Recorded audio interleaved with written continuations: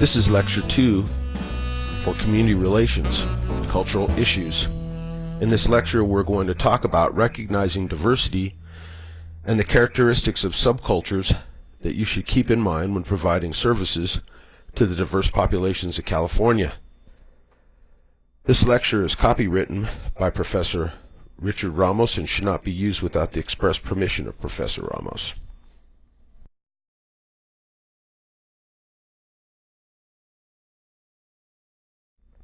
So let's look at the First Californians.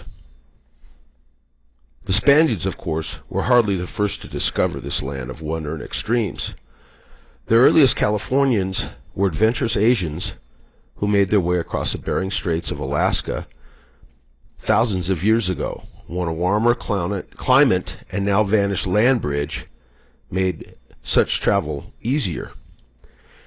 These men and women and their descendants settled North and South America, spreading out to form the various nations and tribes, whom the first European visitors to this hemisphere dubbed Indians. The mountain ranges of the Pacific coast isolated these early settlers from the cultures that developed in neighboring Mexico and the western United States.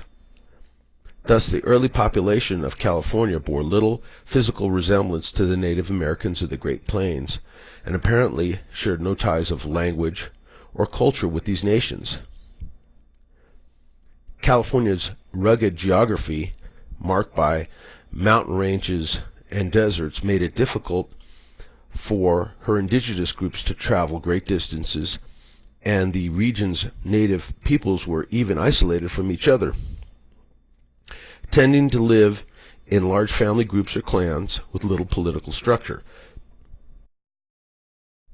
Unlike the larger tribes and the nations to the east, as European settlement came late to California, her natives were also denied access to the newcomers' horses, whose runaways fathered the wild herds that gave Great Plain tribes their new mobility as early as the 16th century.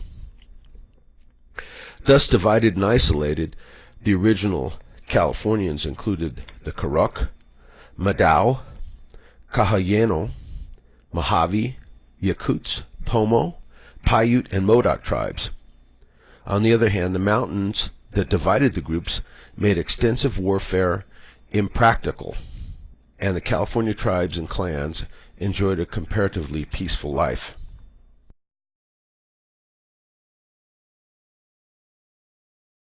Race is a term that is often misused to mean the same as ethnicity. Race is an anthropological term for categories that are based on physical characteristics. Ethnic groupings may be based on physical characteristics such as race. Race has been traditionally defined as one of three categories. They are Negroid, Caucasoid, and Mongoloid. Use of the word race. One would not have racism if it were not for the term race. We are all of the human race, which puts us on a level playing field. But unfortunately, history has shown that man can be vain and self-centered, and that we have developed the segregations of culture by what is identified as racial lines, in an effort to place a class characteristic on ourselves. The class characteristic determines who is of a higher or lower standard and is necessary to establish treatment that would be considered racism. It doesn't matter where you live, New York City or Central Africa, all societies have common characteristics. Sociologists study the dynamics of these characteristics. Each society has 6 common factors that make their society work. These are family structure, father, mother, children, and the inherent right to protect and care for your family. A religion of some sorts. An economy, which may be based on coined money or precious metals or other agrarian goods like trading rice for eggs or meat for butter or milk. An educational system. A political structure where there might be village elders or a council that determines how to handle conflict and also deal with deviant behavior. And then a language, whether it be oral or written.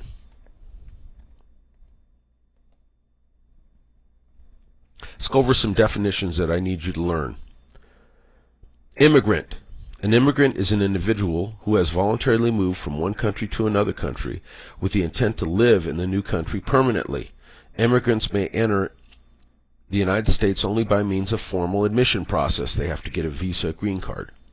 Next is a refugee. A refugee is an individual who has fled from that person's native land or has been forced to cross national borders. Refugees may be attempting to avoid religious, political, or social persecution, or to flee a natural disaster or other event. Refugees may enter the United States with granted official refugee status by the Attorney General. Migrant. A migrant is a person who lives from one location to another within a single country or region. Migration from one state to another within the United States does not require any form of official approval. An indigenous person is an individual who is native to the Americas, meaning Aztec, Sioux, Aleut, one of the original founding members. A minority is a person with a minority status that has been designated by a government or by social scientists. The term is not necessarily related to the numbers within a population. Cultural competence. Cultural competence means being aware and sensitive to issues related to culture, race, gender, sexual orientation, social class, economic status, or other characteristics including disabilities. Your cultural perspective is affected by you having one of three different viewpoints. The first is being objective, open-minded, and trying to understand why someone thinks or acts in a way different from you. The subjective viewpoint is comparing the person to yourself and deciding that since they do not believe in the same ideology that you do, that something is wrong with people of that culture, or stereotyping a group based upon the actions of a few. But what happens when you have an excellent cross-cultural encounter? In the case of a police officer, it may be that a group that he or she thought was hostile or dangerous to them actually protect the officer in a dangerous situation. I can remember having a street prostitute call 911 when I was outnumbered by a number of street thugs. She'd been a heroin addict, and I'd had to deal with her antics for years. I had always been patient, but I personally thought she was a waste of my time and classified all persons in the same situation as junkies and useless to society. She belongs to a subculture that I didn't want to deal with, but after that encounter, I learned to accept her shortcomings and provide the service she deserved. In future lectures, we will discuss how stereotyping can lead to prejudice. Cultural assessment. You'll have a future assignment where you'll actually do an assessment on someone who's new to the country. So what do? We start to look at different things, different characteristics of that person, where the person was born, how long they've been in the U.S., because they become acculturated, and you'll see generational differences with regard to beliefs in how to live, work, and about education. Does a person identify with an ethnic affiliation? Are there primary and secondary languages? Is English a second language? And what is their speaking ability? How would you characterize nonverbal communication style? This is different for different groups and different peoples. What religions are practiced, and how is religion involved in daily life? What is economic status? What are customs and beliefs around family, decision-making, and outside government agency cooperation? What is culture? Culture is defined as a total way of life of a people, a design for living and coping with a particular society's environment, an adaptive system. Culture is a broadly used term that refers to a complex group of shared characteristics including beliefs, values, ways of thinking, behaviors, customs, and tradition. Culture is learned. It can be passed from one generation to the next. It can condition an individual's thinking and influence both conscious and unconscious behaviors. Culture can be interpreted broadly, encompassing large groups of people from specific geographic or regional areas, meaning California, New York, Midwesterners, or by national origin, including Mexican, Germans, Japanese, or Italians. How does culture work?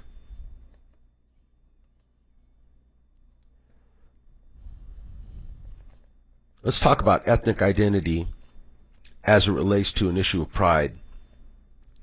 Ethnic identity is an issue of pride. There are deep feelings based on shared beliefs, values, and customs. There's historical cultural roots of a people, their consciousness, and the renewal of affirmation of a particular cultural identity among cultural pluralism mean that you continue to practice certain cultural customs to retain your cultural identity. The next area I want to talk about is personal space. All of us have a personal zone that's like a bubble around us. We feel invaded if someone comes too close to us. People who are brought up in a demonstrative family, where they're always showing love and affection by hugging each other, are less inclined to have a large personal zone. However, someone who's brought up in a dangerous environment or was victim of assault or rape may have a larger personal zone. We all feel uneasy when someone is too close to us from the front. Typically, we have that comfort zone. From the front, it's usually 3 feet. From the rear, it's a little bigger, 5 feet. From the side, it's 1.5 feet. Because you'll notice, if you're in an elevator with someone, you feel really enclosed in. Everybody faces forward, and they're shoulder to shoulder, as much as they can be, or around the perimeter of the elevator. We allow people to sit next to us in the movie house. We sit next to individuals if we're having dinner at a restaurant. A trick that you can use is if you're approaching somebody from the front and you will observe through their body language that they're uncomfortable, simply keep your gun side back and step slightly to the side at a 45-degree angle. Open up that front end as you start to talk to them. Open up that front area and you'll see a change. You should notice a sigh of relief or a sign of relief. Remember, different culture groups have different comfort zones. We want to be really close. Some will want to be close to you and some will want to stay away. Some will act positively or negatively to your touch or will want to touch you. They may want to hold your hand as they speak to you, or shake your hand as they speak to you, or touch your arm lightly as they speak to you. And in an officer safety, speaking about officer safety, you're going to have to evaluate that, and it's going to take time for you to develop experience so that you'll be able to understand what it is that's going on. Culture provides a map of people. It gives you information about their religion, dress, beliefs, and core values. Core values can become the keys to persuasion. If you know that the head of the household is the father, but you must talk to an elder son, then you go right to that person and start to negotiate the solution for your problem after getting permission from the father. If you know that you must get permission to talk to the children of the family, you should follow that rule to get cooperation. And if you're dealing with a culture that where men and women are not allowed to be left alone, or children to be left alone with strangers, make sure a parent or guardian is with you when you interview a female or male or a child of that group. California has a diverse population. For this week's discussion, I want you to post how you would deal with all the languages in California if you were a government administrator. Do immigrants have the right to service in their native language? If they pay taxes, do public service staff have an obligation to learn and communicate in that language, or just to hire more persons from that culture? Or the other argument could be, do new immigrants have a responsibility to learn English? Diverse populations in California. I provided you with a list of from the internet and the Bureau of Census on some of the characteristics of different groups that are considered subcultures. This would be way too small to be looking at on an iPod, but if you were on a computer, you'd be able to look at it full screen. Some of the things I want you to realize is that it's not just about subculture. Some examples could be Chinese or Colombian or Cuban, but let's look at some of the other variations. Age, as it's related to a subculture. Children, elderly and seniors. Subfamilies or extended families. In the Hispanic cultures, you have godparents, uncles and aunts. The homeless could be considered in their own area. New immigrants, institutionalized persons in different facilities like jails and prisons. Marital status, whether you are single, divorced, or married. Your place of birth, or whether you live in a rural area or you live in an urban area.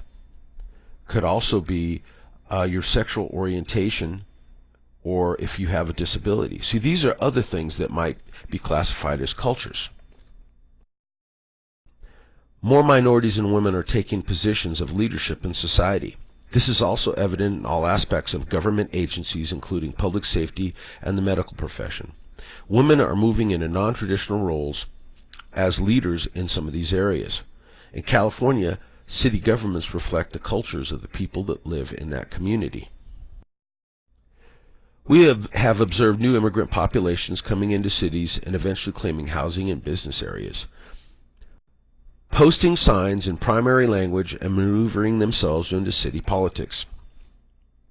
I once heard a police officer from Imperial County say that the Vietnamese had come to the community and were living 12 to a 2-bedroom apartment and were taking over business areas. He said he was uncomfortable with this, and I told him that sooner or later he'd be working for a Vietnamese mayor. 10 years later, I read in the newspaper that Imperial had its first ever Vietnamese mayor. It's all right to recognize that you feel uncomfortable with the situation, but don't deny anyone to the right of quality of life because you don't understand them or their language.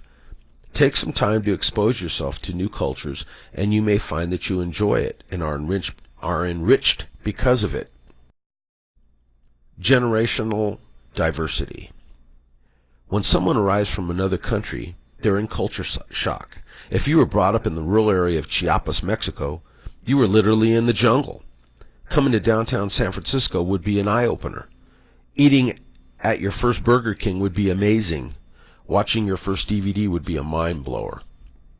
When immigrants come to our country, they try to fit in. They used to use a term in America, labeling America as a melting pot. And this was supposed to identify what would happen with new immigrants. It was thought that they would melt into our society and become a part. This is not what is happening. In most colleges, if you simply go into your cafeteria, you'll see, if you have new immigrant students to your college, the division. New immigrants stay to themselves. It's much more like a salad bowl. All the vegetables are covered with the same or similar dressing, but an onion is an onion and a tomato is a tomato. So what's in store for California in the future? Workforce 2000, the comprehensive study by the Hudson Institute in June of '87, highlights 5 demographic factors that will influence U.S. labor force in the 21st century. 61% of all working-age women will have jobs by the year 2000. 3/5 of the new entrants into the workforce between 1985 and 2000 will be women. Demographic changes will allow the largest increase of population and workforce to be filled by immigrants. 21% of immigrant men and women will make up the workforce between now and 2000. New studies show that by 2010, 75% of the U.S. workforce will be women and minorities. And this is affecting law enforcement for change.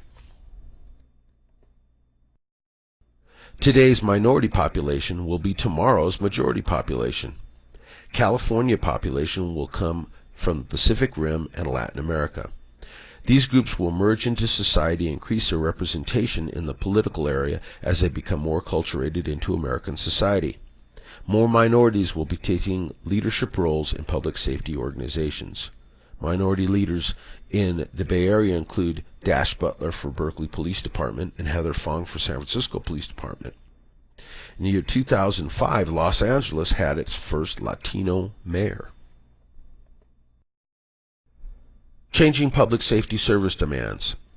Benefits of recognizing and respecting diversity and understanding cultural influence on individuals can help peace officers recognize and influence patterns of behavior and build more effective and responsive relationships within the community and within law enforcement itself.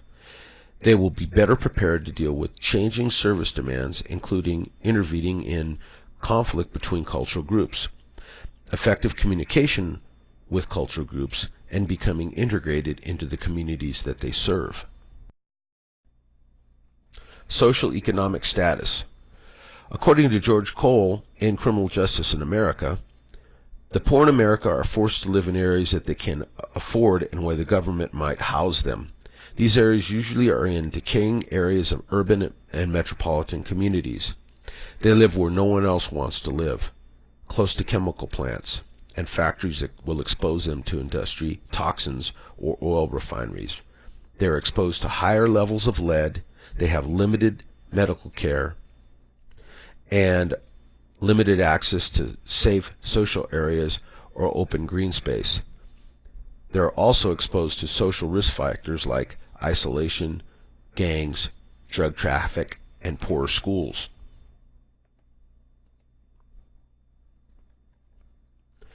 Sexual orientation. In some areas of the U.S., gay and lesbian subcultures are rich and visible, while in other areas, social stigmatization keeps people closeted. Closeted is the term for someone who's gay, who lives their life as if they're straight and hides the fact that they're gay. Living in the Bay Area, most of us have been exposed to, socialized with, or work with members of the gay community. In San Francisco, they are a valuable part of the community and are politically active in city government. Our local police investigate and prosecute any hate crime associated with gay bashing. However, in other areas of California or other states, gays are oppressed. They are socially stigmatized and may keep closeted. Disabilities. Disabilities are distributed throughout all populations. Some people with physical or mental health variations are frequently labeled disabled. Children are taught not to stare at or mention the impairments of people they meet. We need to remember that people with disabilities are considered part of a special population. What is the definition of being disabled? It could be a mental or physical condition that makes it difficult for you to work or interact in society.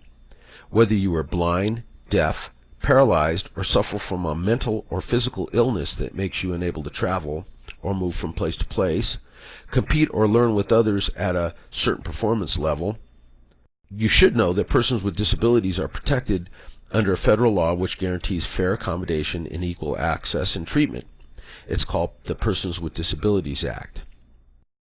It mandates access to public and private buildings, parking, and in the area of education, equipment and other accommodations to allow disabled students to have fair access to education. This is the end of Lecture 2, Part 1.